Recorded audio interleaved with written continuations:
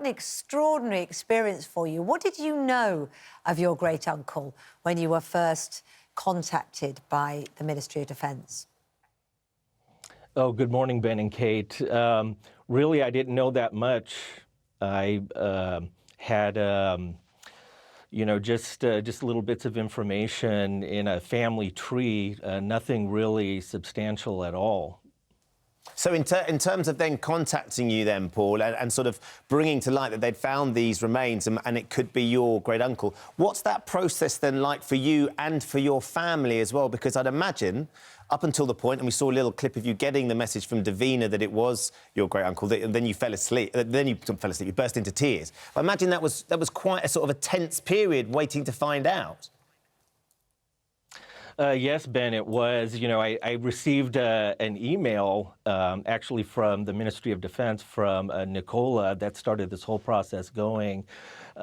She requested a DNA sample, which was submitted, and then, you know, a couple of months went by, and then we had the information was given to me by Davina and Nicole.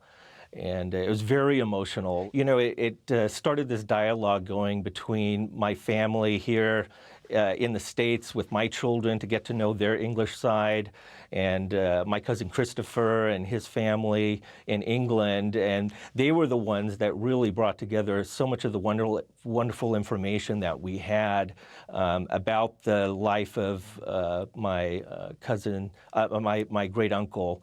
And you know, that he was an artist, that he had all these interests, you know, that unfortunately never really got to develop because he died so young. Yeah, and is it true as well, Paul, that you actually had Frank as a middle name and you never really appreciated that it came from him?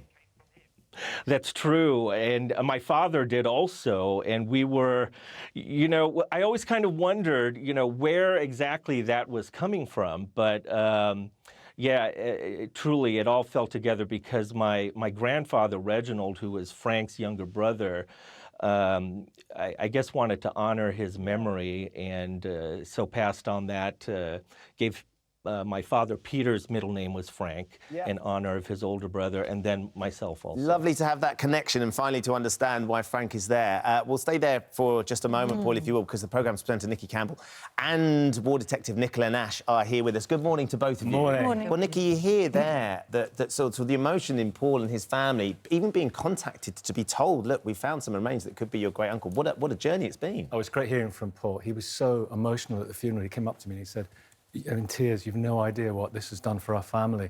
There's so many families like that. I mean, you know, Long Lost Family, that this operates on so many different levels. It really is, I think, one of the most extraordinary projects I've ever been involved in. And right now, the times in which we are living, we see a bigger picture. I mean, these were boys, I've got 4 daughters at 15 to 21. These are boys of that age who gave everything for us. And the war detectives are incredible. Nicola, I just want to say one thing, that what you told me, when we were doing all the searching, I said, well, that chap there, he's got an ID, he's got somebody's ID, that must be him, that's his ID. And Nicola, you said no, because sometimes they pick up their comrades' IDs to keep them for after the war, to take back to their families, so it might not necessarily be his ID. I just find that so moving. It's an extraordinary process. Give us a little... I know it takes weeks and months, so you can't say all of it, but give us a little flavour of what you do to track these people down. Yeah, I mean, so when remains are found, we've always got the location that they were found in, and hopefully we've got some artefacts that will give us just a bit of a clue as to what regiment they served with, maybe what rank they are. I mean, what is ideal for us is to actually have an ID bracelet with a name on it. However, that's incredibly rare. If we think we can narrow it down to a regiment, we'll then look at their war diaries, look at the times and dates that they were actually in that location that the bodies were found.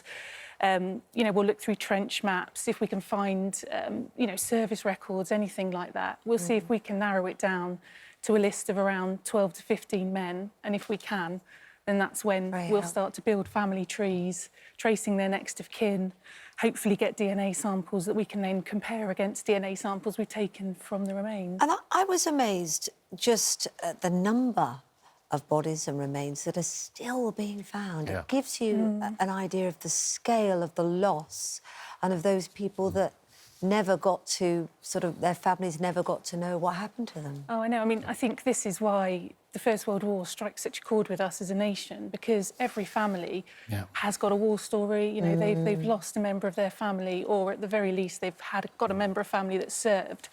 And there's still over 500,000 men with no known grave from the First and Second World War. What's that artefact you've got there? Because I think, was that something that was found with the remains of Thrang? Yes, so this is the only artefact that was found with the 3 sets of remains, and the only thing really... Just tilt it up a touch more. There you go. There you go. What do you think it is? What is it? Well, so it's a shoulder title, so part of the uniform. So that had survived with what was left? Yes, so it's amazing because obviously we knew where they were found, so that gives us a bit of a clue as to what battle potentially these men were involved with. But this was the only thing that told us what regiment they were, and it was because of this that we could narrow it down. It is like, Nicky, looking for a needle in a haystack. I mean, genuinely, you find... and even working out who owned the needle initially, more than that. But one of the things I thought that struck me, I'm reading about the programme, is that, as Nicola was saying, they then have to contact a lot of people to say this could be the remains from your family.